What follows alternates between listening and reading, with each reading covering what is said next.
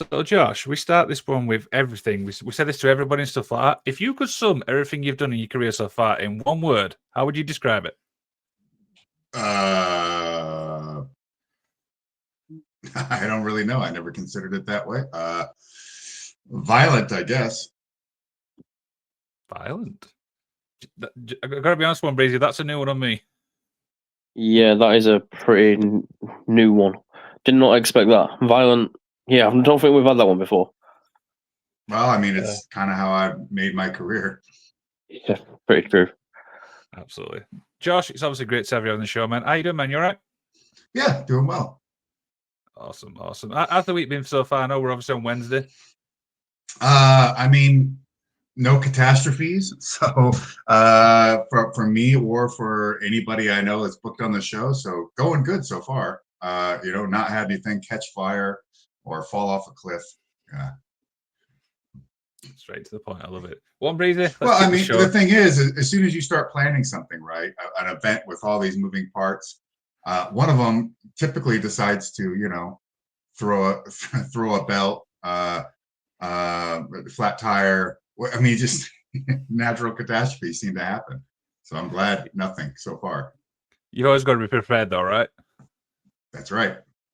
Absolutely. One Breezy, let's kick us off, mate. Go ahead.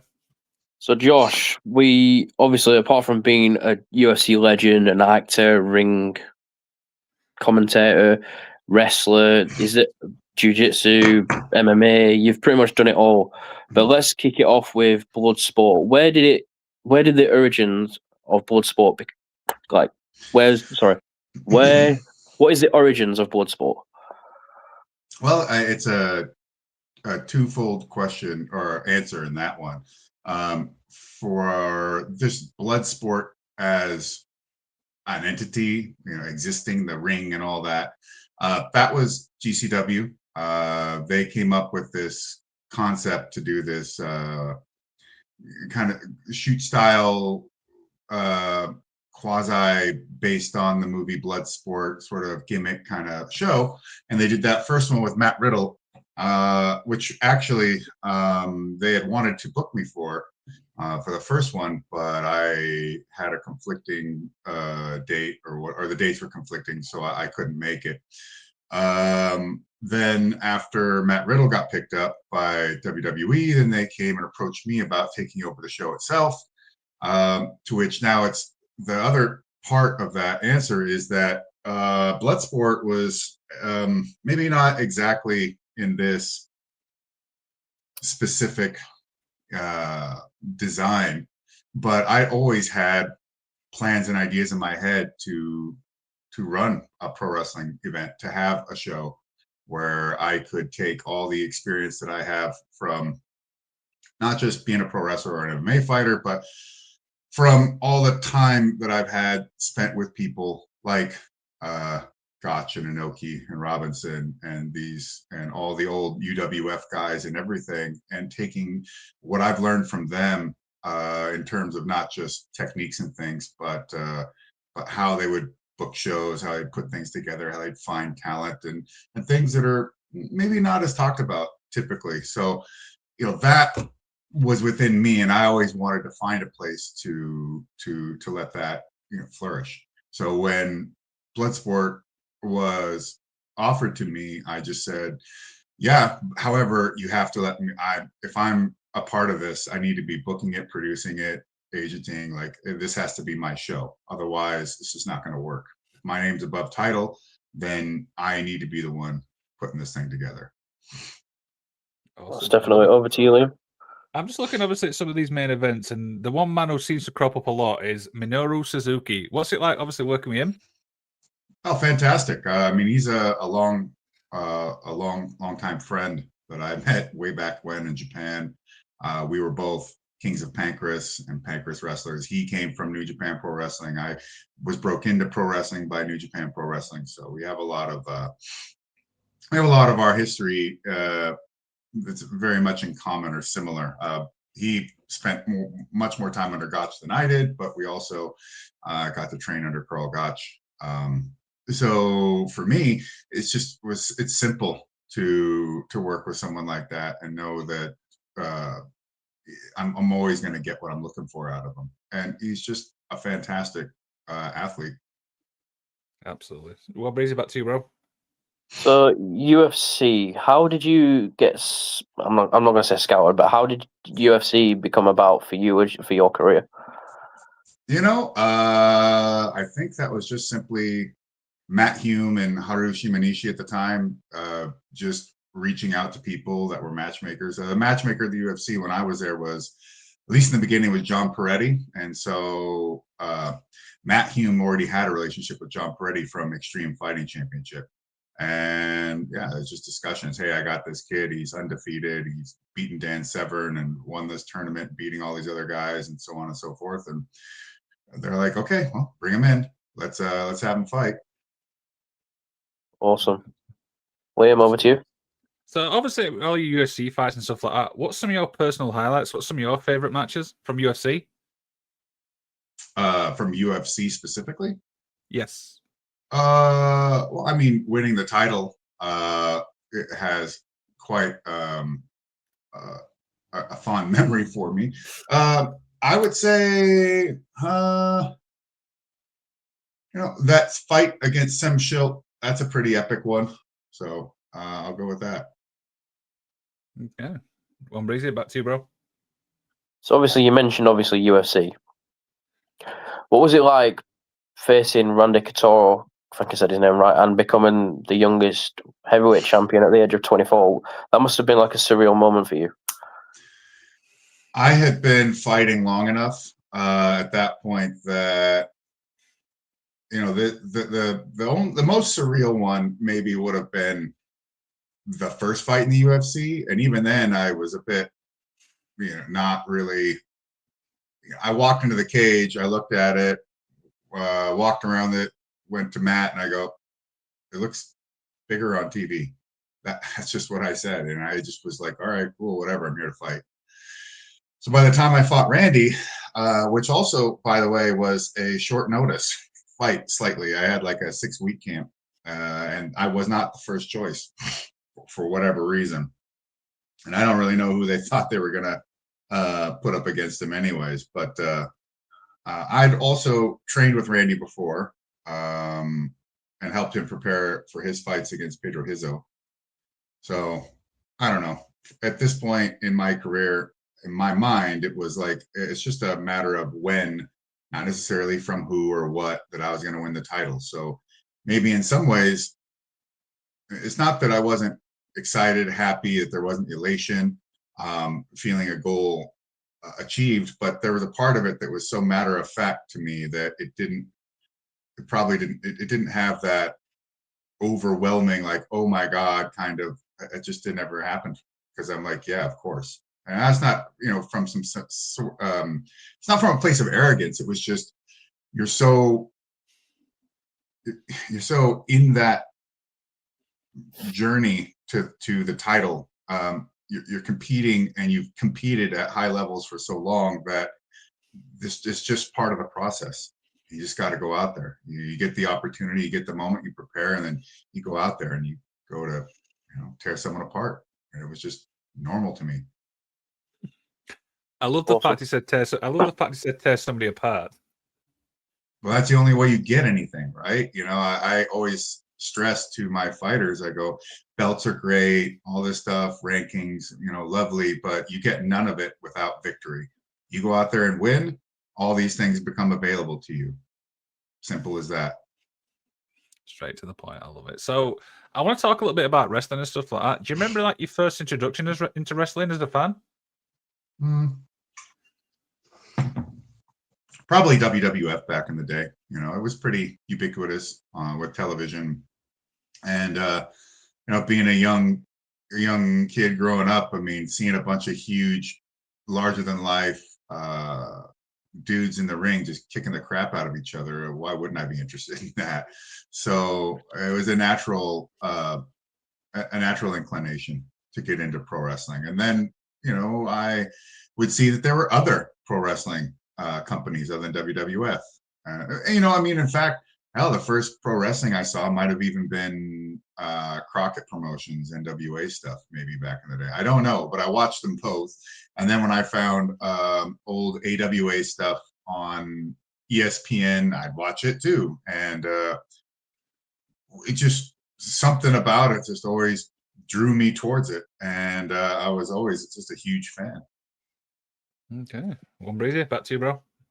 So, Josh, would you say that Bloodsport is the real forbidden door? Because this past April, you had pretty much everyone on the card from every major company that you could think of. Yeah, I mean, a lot of people have said this to me. I've seen it a lot online. I've heard it a lot in interviews, and maybe so. I'd like to think that the relationships that I've created over the years and the fact that I maintain this ring as a neutral place, allows for such a thing to occur. And I'm glad. I'm not really, my job isn't to bring wrestling promotions together by any stretch or means, and they all have their reasons for why they may, why they have their rivalries outside of even just the aspect of, trying to be the market leader or what have you. But Bloodsport's a ring for wrestlers, so as much as I can get the wrestlers a place that they can come and just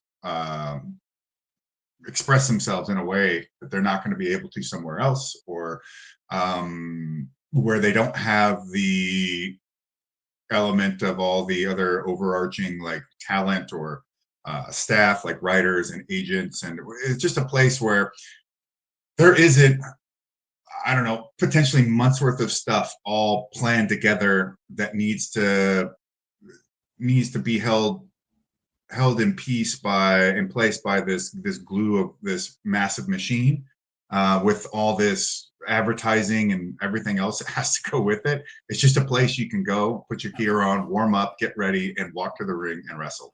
And sometimes that's just what the doctor ordered for some of these athletes, because it's as amazing as watching WWE and AEW and these other companies can be. When it gets to that size, and with the way that the business of wrestling is done these days, with how you have to market across all the social media stuff, you have to create stuff that seems off the cuff or behind the scenes, as well as super slickly produced. And then it's just a lot. It's a lot, and it could really be difficult for a wrestler to just want to get out there and just perform, right? I mean, you've got commercial breaks and all kinds of stuff. Well, we're a different ring in the sense that not only is the way that we present the product different from anywhere else, but also we're not attempting to operate in that fashion. I mean, that's just not for us. So with that comes a place that's just a lot more free for these wrestlers to go out there and just do their thing. And the thing is, whatever they do in our ring, they take it back to wherever they came from, which is a win for everybody. 100%. Liam, over to you. Absolutely. So, what's the typical show day like for you, obviously, for Bloodsport? It's boring. It's just crossing T's and dotting I's, making sure you have if there's like paperwork you need typed out or signs you need to make for the back or whatever. It's just making sure everybody gets there. It's just a lot of just checking and double checking and triple checking things. That's all. There's really not that much to it. And then once the wrestlers actually arrive, hopefully at that point you've got all your other stuff sorted out, and everybody who's got whatever responsibility they have to take care of is able to handle all that. And I can then focus on working with the wrestlers and helping them understand exactly what we're looking for, as well as to streamline and hone the product that's going to be in the ring, and helping, I guess, give them the most confidence as possible to give it their all. Okay. One breezy, back to you, bro. So you've done X amount of board sports, Josh, across America. You've done one in Japan. Now you're doing one in the UK. Have you got any location in mind where you would want or country to be for the next one, or a few down the line? No, and reach out. It's not, if you got money, we'll come. You want to help us put this thing together, it'll show up. But I can. I can find talent wherever we happen to be. This card is almost entirely filled with talent from the UK. And, where I know that they exist, these particular wrestlers that can do this style, but, it's a smaller pool, but I know that they're out there, and I'm glad to be able to showcase them. Awesome. Liam, over to you. Absolutely. So you mentioned obviously that there. How did the partnership come about with Progress? They asked. As simple as. Everyone's got emails and phone numbers. It's just, that's how business gets done. I mean, straight to the point. I love it. One Breezy, back to you. So your connection with WWE, Josh, obviously you've been friends with Triple H for years. When you are reaching out to Triple H or whoever you reach out to ask for specific superstars, what is a normal conversation like? Well, I mean, pretty typical would be like, well, Juan Breezy says that I should get this guy. And, I don't know. I know he's got great taste and everything, but can I really trust that particular wrestler is going to draw enough for us? I don't know. It's just a very simple discussion. I always ask for what I want, work with what is available or what is necessary, and just view all of this as things that are done voluntarily and as a I don't know. I hate to say partnership because that sounds really corny, but it's something done mutually and without any expectation from them or me in terms of other than just being professional. That's it. And this was not something that had been able for me to achieve up until WrestleMania week for BloodSport 10. But I'm glad that door is finally been opened and is available when possible. Like there was some talent I reached out to for this upcoming show in London, but these people were not available. They had stuff that they were booked in and other things they were doing. So that's just the way it is. And so for this one, there's nobody from WWE or but I don't go to these people because they're in WWE or because they're in AEW or whatever. I like the talent for the talent because just because you're in the WWE doesn't mean you can wrestle in Bloodsport. And it doesn't mean that you're necessarily even the greatest wrestler in the world, but you're definitely somebody that has a level of skill and something that they think that is worth having and they can fit in with what they're doing. There's a lot of moving parts to companies like the WWE or AEW or New Japan Pro Wrestling and how they're building all these storylines and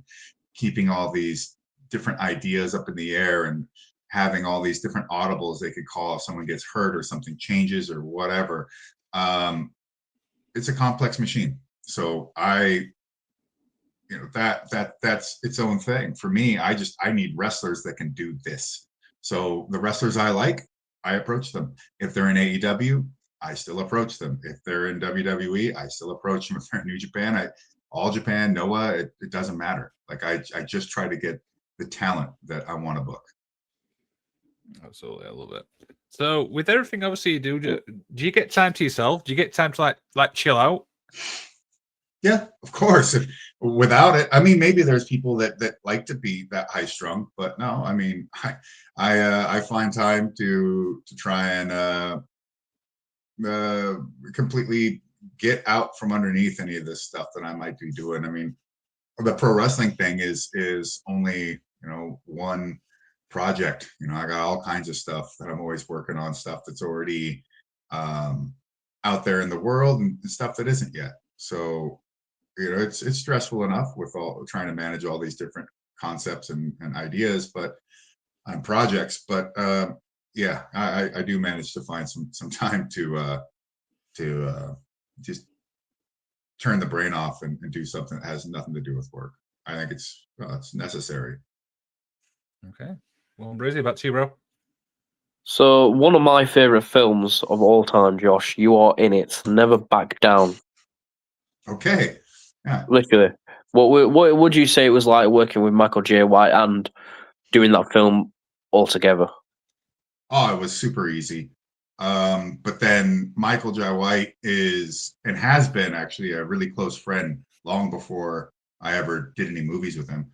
And he's one of the reasons I even got into acting and fully like took that step forward because he pushed me to go out there and do it, to get into class and just start taking auditions and doing it. And I'm a huge fan of film in general. I'm not necessarily driven to be some award-winning thespian or something, but I like film. I love character actors, big stars. What I don't care. What I love is what I love, and I find that film has been a really important thing in my life over the years, and it's a beautiful thing when you can connect with it. So I enjoy doing film and doing movies, TV, whatever, and being a part of that process wherever you end up in it is pretty rad to me. So being flown out to Thailand and long days on set and all that was awesome. I loved it, and I got to work with not only Mike, who was also directing, but uh,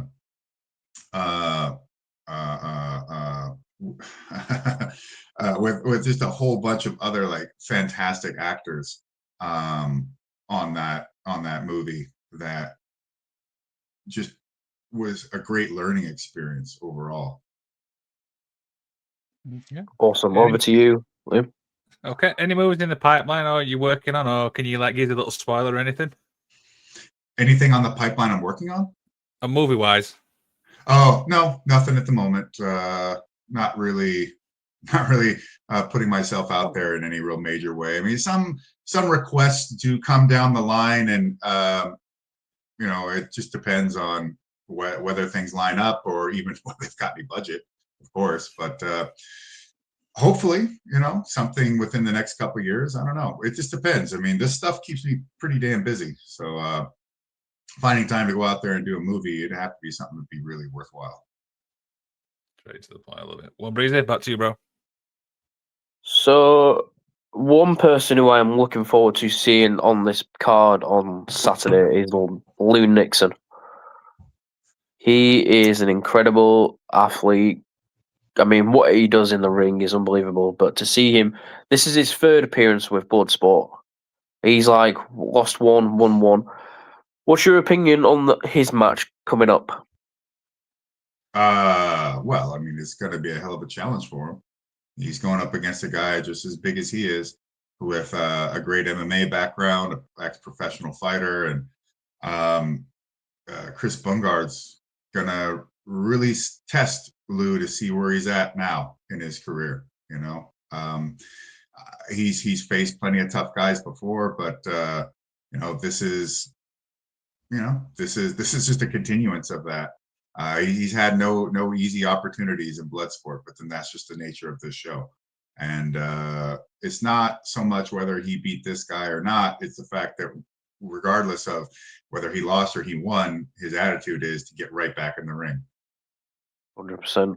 Liam, over to you, mate. Absolutely. So I'm just looking through now, and I've just seen that the whole Tom Campbell, he's going to be there. How did that come about? We needed a ring announcer. Simple as. I put out a call and some people responded, and yeah, Tom was the guy we went with. I mean, he's an incredible guy. Anyway, Joe, I mean, he does so much. So yeah, I mean, for a wrestling show, like stuff like that, I mean, it's all about balance. I mean, you got everything from the ring announcers, shows, and stuff like that. Would you agree, One Breezer? 100%. 100%. Right, back to you, bro. Anyway. So, Josh, obviously you've done exit. I know this is Bloodsport, like we're speaking a lot about it, but there's just a few questions that I've got. Would you ever think about introducing a title or maybe a major tournament for a title? I have a concept for a major tournament, a tournament title thing, but we just haven't been able to put it together. Being a indie show has pluses and minuses, and one of the minuses is that it's next to impossible to ensure that you're always going to be able to get the same talent, especially if someone's on the rise. And look, with Bloodsport, I can easily go back and see how there's so many wrestlers that after appearing on Bloodsport, the next show or the next step for them was AEW or New Japan Pro Wrestling or WWE, NXT stuff. It's like, okay, well, damn, well, that's that. Or when we would get people like Jeff Cobb when he was in New Japan, or I don't know why I'm blanking here, or you get Charlie Dempsey or Pete Dunne, or you get these folks that it's great that the opportunity, that window is open for them to come and to be on the show. It's not, if you were to put a belt on them, there's no way you could get them to defend it. There's no way you could, I mean, there's just no continuity that can really be done. So for me, the idea is to just run a tournament. But even still, getting that together and booking such a thing with the types of names that we get isn't easy. So I'm really hoping at some point to make this finally come to fruition, because to be perfectly honest, we were gonna do it Bloodsport 3, 2. We've tried to approach it twice and things all fell apart due to like COVID or things of that nature. So, that's unfortunate, because the first attempt at that tournament was going to be really, really awesome. But yeah, COVID killed it. So. Liam, over to you, mate. Absolutely. So for people obviously listening to stuff like I was not familiar with Bloodsport and stuff like that, give me a little insight what to expect like at a show. Well, I mean, it is a professional wrestling show, but in the sense that, that it's anything like anything else, no, that's where it's all going to stop. It's more stripped down. It's got a far more intense atmosphere than most places. It's hard hitting, aggressive. There are no ropes. You're not going to be seeing some of the more typical aspects that you'd expect from a professional wrestling match. But you're not going to see everything. It's not just going to appear to be an MMA fight either. It's somewhere in between, but the intensity is there. I basically just try to describe it to people. It's a incredibly raw and pure form of pro wrestling. That's what it is. And it's not done in such a way as to be the antithesis of anything else. It's just my vision and what I believe in, and it's what we do. That's it. Okay. Well, Breezy, back to you, bro. I've seen it floating about on social media, Josh, that you came really close to having Goldberg last year. Was that true? Mm-hmm. Yeah. He was going to be the main event against me at Bloodsport Bushido in Japan. But Wow. And this was in the earlier stages, but at one point, as we're moving forward, it was Bill had to just explain to me that this wasn't going to be able to happen this time. And that's unfortunate, because I know he would have done an incredible job. And if I can, as much as we'd have to go out there and beat the hell out of each other, I do enjoy getting in the ring with my friends whenever I can. I mean, it's a strange friendship, I agree, but it is a friendship still. Liam? Okay. Absolutely. So talk about your match, obviously, this Sunday against Oli Thompson. He's an incredible fighter, a big physical guy. I mean, he was like 5th or 6th in the world in the world's strongest man competition. That's pretty impressive. And I've done some strongman training in my development, and that stuff will break you down. Seriously, you got to be incredibly powerful and resilient to do that. He's also had a very long fight career. So, if there are bumps and bruises that I can exploit, I need to. But, I myself have had an incredibly long fight career. But that's how I know what a toll it can take on your body. We're a bit different in our approach, but I got to see where the gap in his armor is going to be. And I've never faced Oli before. I've never met him in sparring or anything like that, but I've seen plenty of his fights. However, in Bloodsport, it's a little different. So I can't expect that I'll see the same exact guy. But the one thing I can expect is that he's going to be coming to take my head off. Absolutely. Well, Breezy, back to you, bro. So we've spoken, obviously, about your relationship with WWE. You've obviously speak to AEW probably quite frequently when it comes to Bloodsport. What would you say your relationship is like with Tony Khan? I mean, it seems good to me, as far as I know. Unless the dirt sheets or something come out and tell me otherwise, yeah, we get on. And there's plenty of athletes that I've worked with, or even still work with to a degree over there. Awesome, Liam, over to you. Absolutely. So I want to talk a little bit about the fan base and stuff like that. I mean, what's your overall opinion on like the fan base, obviously in wrestling? Well, there's like multiple factions, multiple groups within that. You have a casual fan base that exists that really isn't even online that much. I mean, maybe they might go to official websites or things like that, but they're just kind of really into it. They know the big brand names, and that's what they want to watch. Excuse me. And I mean, I'm sure they have critiques and criticisms like anybody else, but it's really not something that it's just, as far as what's driving some of the content on the internet, it just isn't there. Like, they're not involved in that. Then you have a section that is so terminally online that at times they're almost detrimental to pro wrestling in themselves.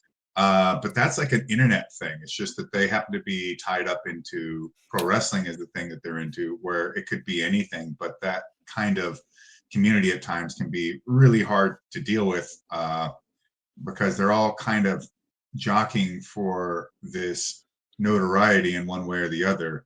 And there aren't necessarily a lot of restrictions in their minds as to how far they'll go to get it and at what stake. But there's a good group of people out there that are really just into what's going on. They have critiques, but they're not over the top insane people. They have a good understanding of wrestling, but they're not constantly trying to tell you how to book your cards or something. It's just, there are some really awesome fans out there that you can see the passion in what they love and how much they appreciate professional wrestling, and also often will have overlapping appreciation for MMA and other things. And I personally, I like getting into the discussions with the folks that like to talk about some, I guess you could call, like, vintage pro wrestling stuff, or the shoot style wave of the 80s into the early 90s, and New Japan and All Japan back in the 80s, and and even WWF stuff from earlier generations. And I know maybe that seems cliche, being an older person myself, but I really have not just become even more appreciative of what that content was, seeing it even now from this perspective today. But I've learned and found a lot of events and things, and seen matches and clips and heard about stories that I just had never heard of. And so it's really cool that I can now add all this extra stuff to place with what I already enjoyed. And that came from being involved with these other fans on the internet and talking about it. Okay. Go on, Breezy, back to you, bro. So the White House, Josh, is coming up to its 250th year next year. If you had the opportunity to go and compete in the UFC, would you go? Well, I mean, yeah, I mean, that's an enormous event. It's going to get a ton of media exposure, and they'd have to be paying me a lot of money to do it. So yeah, I would. But I guess, beyond, I mean, I'm not going to have any involvement with it, but I think in some sense, removing the who for anybody, and whatever your positions are in politics, I truly love the idea of not looking at necessarily as government, but just, I like seeing the idea of politicians actually caring, or at least, and regardless of how cynical you want to look at it, I like the idea of fighting being around even politics in a sense. Teddy Roosevelt used to have catch wrestlers and jiu-jitsu guys and judo and boxers. I mean, he had like a wonky eye from sparring the world heavyweight champion or something, getting cracked and his orbital broken.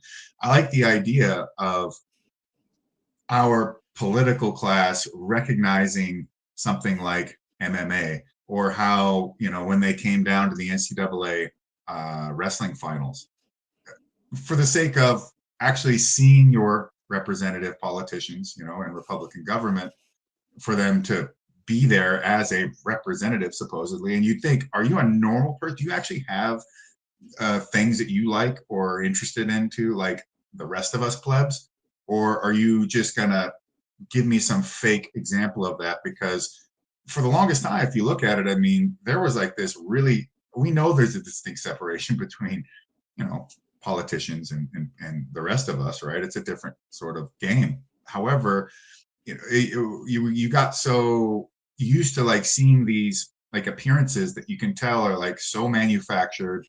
No one within 100 feet can even get a breath on that politician without it have already been cleared, set up, whatever. They aren't touching the general populace's hands except in little short. It's so managed that it just doesn't feel real or legitimate in any way. Whereas, just showing up at the cards and doing this and doing that, and you can hate Trump or love Trump or whatever. I mean, I would say don't get too invested in politicians, really. But I would like that this to not be a thing just around like, oh, well, this guy is using it for his PR thing, and so who gives a crap? But actually, like, hey, maybe, even if I think he's the worst guy in the world or the greatest guy in the world, maybe these other politicians will think maybe we actually need to seem like we're a part of the populace as well, that we actually appreciate something like wrestling, which is so. I mean, what Taft was a wrestler. Roosevelt was into wrestling, but almost like nobody gives any like interest to collegiate amateur wrestling. They just don't care whether our teams were even going out internationally and winning medals and really performing. And you might get that photo op of like, oh, here the president's happy, but I would rather see the president at the Olympics watching wrestling, being like, yeah, these are our guys and gals. They're kicking the crap out of their competition on the mat. And at the end of the day, we got every nation in the world, probably half of them who hate each other, all wrestling on this mat right now. And that's great. I think sport is something that brings more people together and divides them, although it can create some incredibly tense rivalries. We're not even going to go into all that soccer stuff, but I just, I don't care about the politicians in this case. I care about the idea of, is there a way that we can have fight sports and combat sports and wrestling, seen in a more like, hey man, this could be, everyone can be a fan, everyone can go in and partake in it to whatever level they want. This is a normal sense of athletics. This is the kind of thing that any of us should show up to watch and be a part of.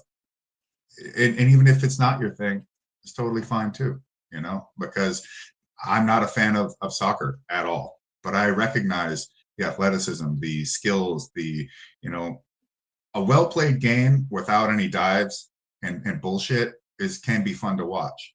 But, you bring that element into it, I'm out. I love that response. I'm going to be honest. Well, I mean, look, and I back that by, to be good enough to play at the top levels of soccer, whether it's Premier League or this or World Cup, or there's a lot of things out there that are like super high level soccer. You have to be such an incredible athlete to get to that point. You have to be so good at soccer and whatever your position is. You have to be so well conditioned and coordinated. There's a lot that has to go to be able to be that good to play on those teams. To then watch somebody fake fall around on the ground and act like a total pile of crap is just unbearable to me, and I can't watch it. I love it. I love that response. With everything else you've been done, obviously, career and stuff like that, what's some obviously advice which has stuck with you throughout your whole career? Well, I've got some things that are kind of specific, like think, shoot, but work, or conditioning is your strongest hold, technique within strength. There's all kinds of little things I could probably pull in off the top of my head, but I think that the thing that has really stuck with me the most is if you're going to do it, just go ahead and do it. Like, you don't know whether you're really going to, you can theorize these things to the end of time in your head and never make them real. And, or you could go out there and theorize them, go to attempt it and realize that, like, well, what you had thought it was going to be and how it's really going to turn out are going to be different. Some of these things, there's just so many things. Okay, there's this speech from a politician or some guy, a general or something, and he talks about known unknowns and unknown unknowns, which sounds absolutely preposterous. Known knowns, known unknowns, and unknown unknowns. And it sounds ridiculous until you understand that obviously there's that which you can know. There's all those areas at which you know that you lack information, and you're going to have to shore that up. But that's an understood, right? Like, didn't have I needed a ring announcer. So, okay, I knew that I didn't know who that was going to be, but I knew that I needed to find one. That's a known unknown. But unknown unknowns, that sounds stupid as hell, but it actually does make sense in that there are so many things you're not going to know until you actually get walking the path. When I teach my athletes, I'll tell them, hey, don't have me show you something and then come to me within like 30 seconds or a minute and be like, oh, hey, I can't get this. It's like, no, you're just asking me to keep showing you the same thing over and over and over and over again, which in some ways is also, it's a betrayal to the consideration that you yourself already possess sufficient knowledge to problem solve this on your own. You didn't get here yesterday. And until you've actually spent some time trying to figure it out, you don't even really know what questions need to be asked. You have to actually have some faith in yourself, problem solve it, work through it, mess with it. And then you'll find that your particular question might not even be similar to anybody else's for any number of reasons, because that's just the thing that you need solved is specific to you. But you'll never know that until you've actually spent the time trying to sort it out yourself. So that concept of unknown unknowns, yeah, I mean, there's so many things that you just never know what's going to be the one thing that is going to be an issue or going to have to change, or that's actually a positive, that's a benefit that you didn't see coming. And so just go out there, and if you're going to do something, sit down, plan it out, do some research, talk to people that have either done it before or have been involved in it, but eventually you got to step forward. So just go out there and make it, whatever it is. And if you're not somebody who's driven to go out and do that sort of thing, but you just want to be a part of it, that is absolutely valid too. And that's a necessary thing. Not everybody is meant to be a leader. Not everybody wants the responsibility of management and organization and everything that comes with trying to produce stuff and you being the guy. That's totally fine. That doesn't make you a bad person or anything. We all have our place in which we fit best. And when you can find out what that is, I mean, that's a pretty grand accomplishment itself. I mean, think of how more effective you could be. But, being a part of the process is helpful. It really is.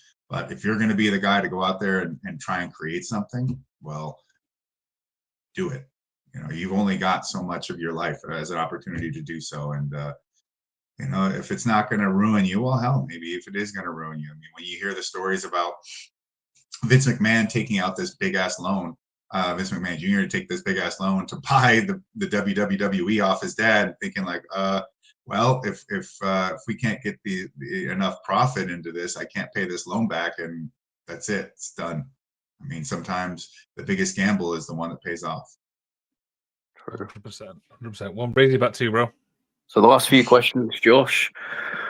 So if you could pick someone from AEW and WWE that has not competed on a blood sport before, who would you like to have in the future?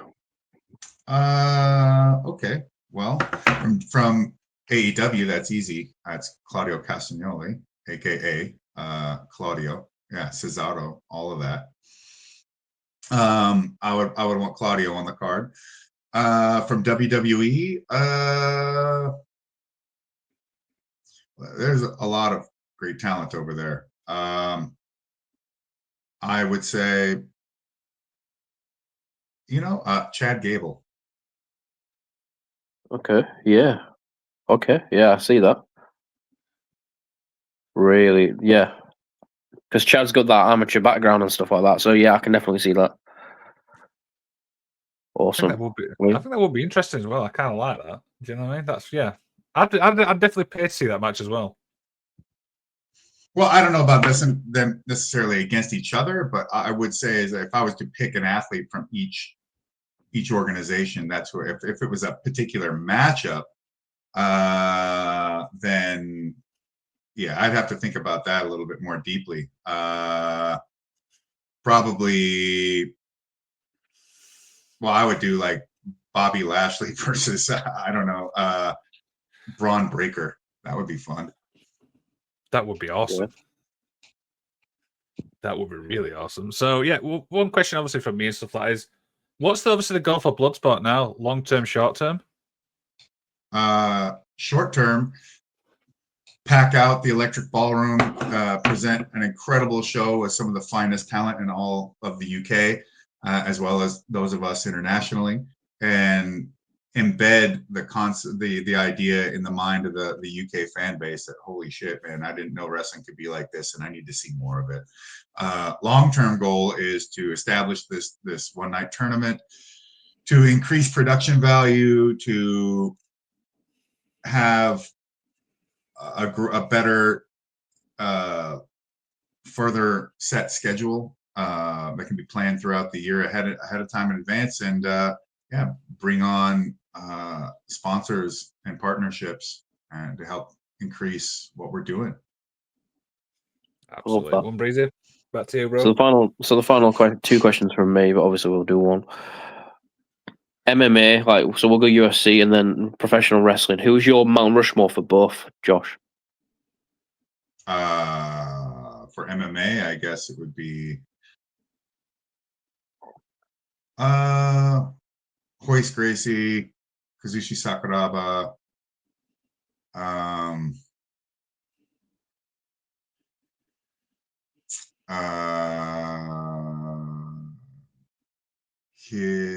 well, I mean, we could go Masakatsu Funaki,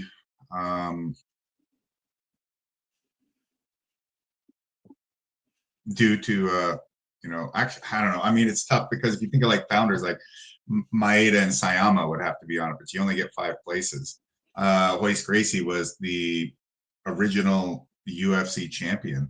That's incredibly responsible for the spread of BJJ throughout the world.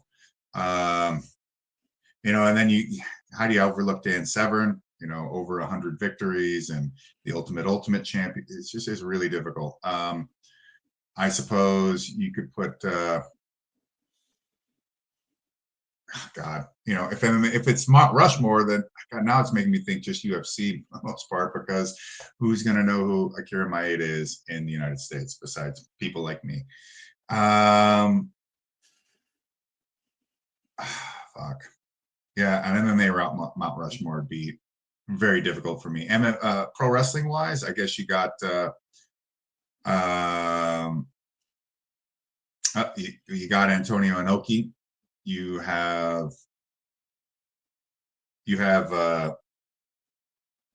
Billy Riley. You've got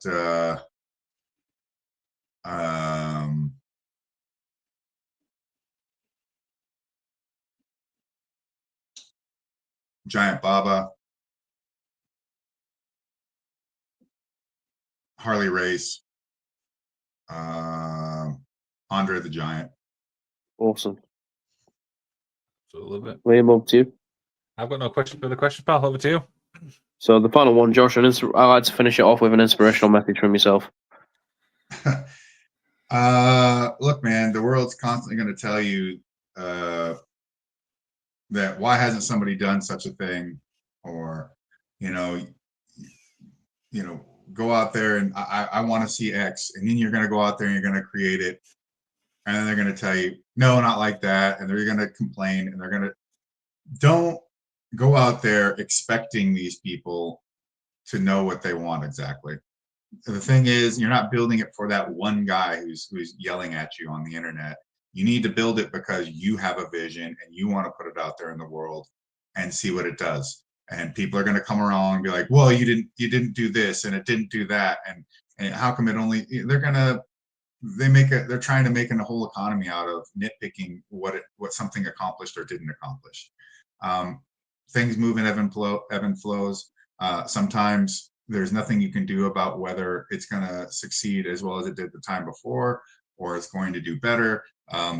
Things outside of your control can have a great impact upon that. COVID, for one, right? If we all remember this. But at the end of the day, if you're going to do something, go out there and do it.